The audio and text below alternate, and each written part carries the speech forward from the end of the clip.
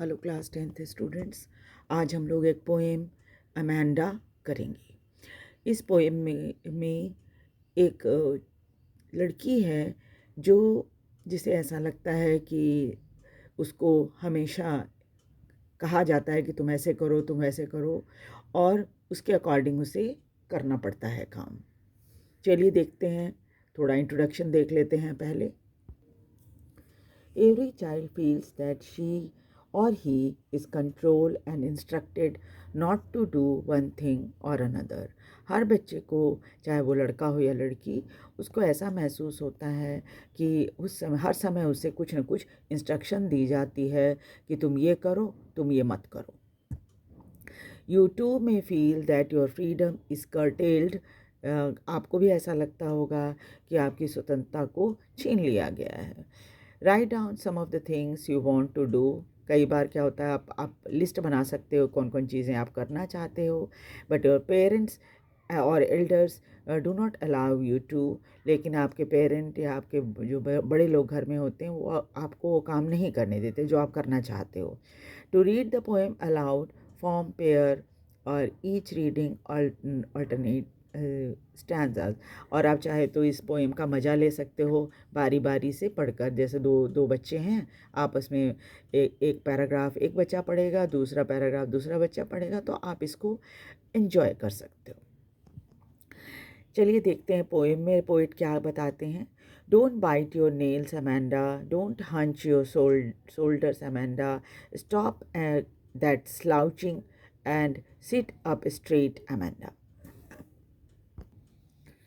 Don't bite your nails Amanda, ये अक्सर बच्चों को बोला जाता है कि तुम अपने दांतों से नाखून को मत काटो. तो अमेंडा को भी यही इंस्ट्रक्शन दिया जा रहा है कि आप नाखून को दांतों से मत काटो.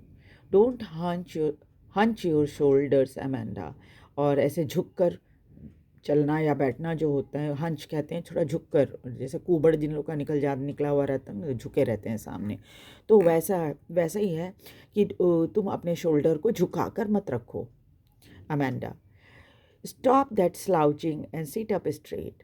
और बिल्कुल ही आलसी की तरह ऐसे झुके हुए हैं वैसे मत रहो, सीधी बैठो बिल्कुल स्मार्ट की तरह. There is a languid emerald sea where the sole inhabitant is me, a mermaid drifting blissfully. जब उसको ये सब डांट पड़ रही होती है, इंस्ट्रक्शन दिया जा रहा होता है, तब वो क्या सोचती है? वो सोचती है कि वो समुद्र में अकेले एक मरमेड की तरह घूम रही है हरे समुद्र में, और उसके साथ कोई भी नहीं है, वो बिल्कुल स्वतंत्र है. ये अमेंडा इमेजिन कर रही है. Did you finish your homework, Amanda? Did you tidy your room, Amanda? I thought I told you to clean your shoes, Amanda. क्या तुमने अपना होमवर्क पूरा कर लिया, अमेंडा? क्या तुमने अपने कमरे को ठीक कर लिया था, अमेंडा? आई थॉट, मैंने सोचा, मैंने तुम्हें कहा था कि टू क्लीन योर शूज़, अपने जूते साफ कर लो, अमेंडा.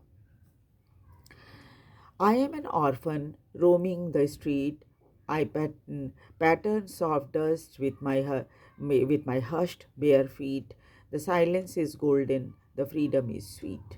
तब अमेंडा क्या कल्पना करती है कि वो एक ऑर्फन या अनाथ की तरह है जो सड़क पर यूं ही घूमता रहता है. उसके पैरों में कोई जूते नहीं होते और पैरों पर धूल की एक परत जमी रहती है, लेकिन चुपचाप रहना और स्वतंत्र रहना बहुत प्यारा है उसके लिए. Don't eat that chocolate, Amanda. Remember your acne, Amanda. Will you please look at me when I am speaking to you, Amanda. तो फिर क्या कहती हैं? उसकी माँ ही है ये जो इस तरह की इंस्ट्रक्शन उसको दे रही हैं. तुम चॉकलेट ज़्यादा मत खाओ, तुम्हें चॉकलेट नहीं खाना चाहिए, अमेंडा. और तुम याद रखो कि ज़्यादा मीठा खाने से क्या होता है, एकने जो होता है ना, फेस पर हो जाता है मुहासे की तरह, छोटे छोटे दाने काले काले होते हैं, उसको एकने कहा जाता है. काले भी होते हैं, सफ़ेद भी होते हैं, छोटे छोटे दाने हो जाते हैं, है ना, उससे पस निकलता है थोड़ा थोड़ा.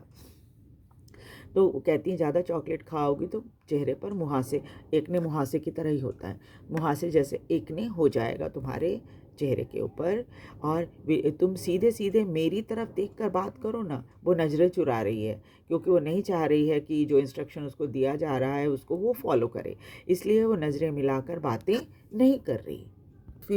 फिर वो क्या सोचती है?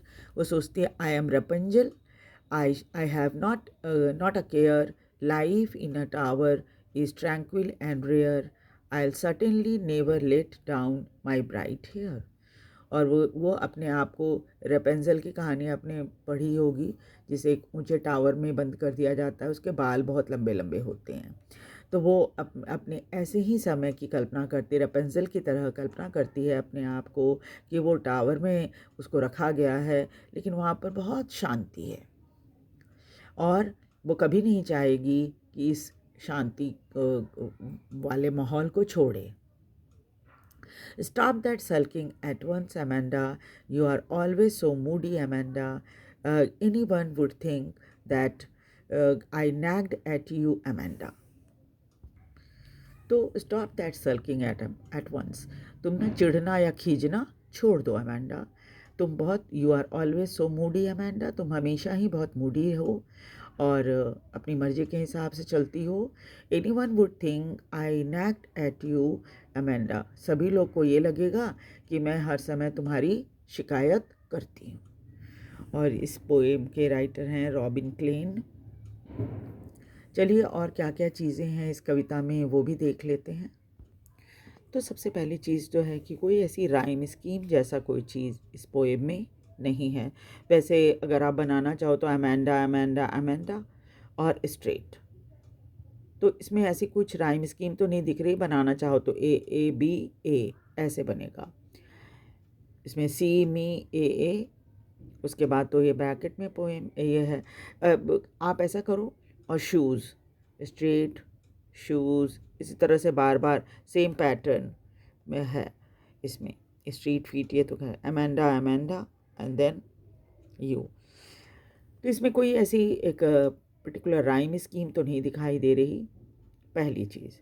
दूसरी ये कि आपको इस बात का ध्यान रखना है कि 3 जगह अमेंडा ने अपने आप को कंपेयर किया है।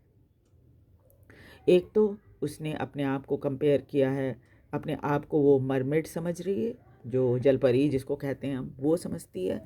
दूसरी बार वो अपने आप को ऑर्फन समझती है, और तीसरी बार वो अपने आप को रेपेंजल समझती है। ये आपको याद रखना है, ठीक है।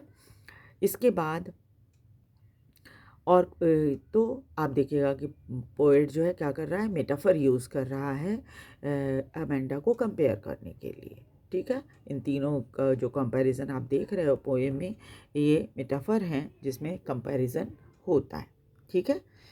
और जो अगर कोई आपको ऐसा दिख रहा है कि हाँ इसमें कोई एलिटरेशन है, तो मुझे तो ऐसा कोई एलिटरेटिव वर्ड नहीं दिख रहा कि 2 शब्द जो हैं वो सेम वर्ड से स्टार्ट हुए, सेम लेटर से स्टार्ट हुए हैं, ऐसा कुछ भी नहीं है इसमें। और सीधे तौर पे जो कवि हैं वो ये बात आपको बताना चाह रहे हैं कि अक्सर बहुत ज़्यादा इंस्ट्रक्शन जो होता है वो बच्चों को पसंद नहीं आता।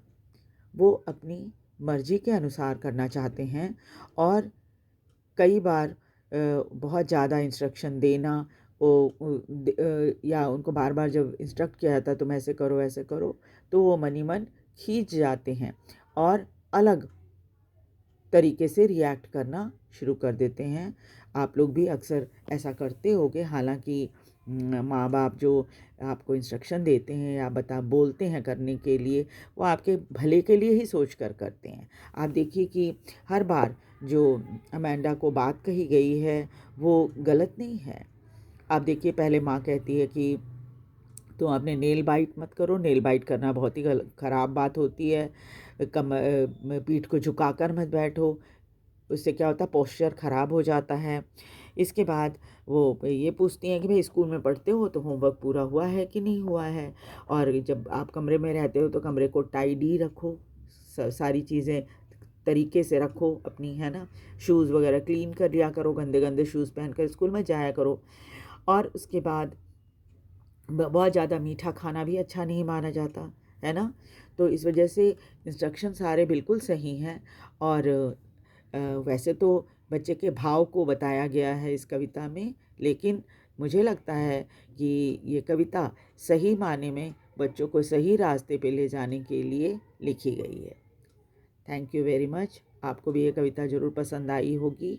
इसे लाइक और सब्सक्राइब ज़रूर करें, और साथ ही साथ शेयर भी करें ताकि दूसरे बच्चे भी इसका फ़ायदा उठा सकें और मुझे भी मोटिवेशन मिलता रहे। Thank you very much.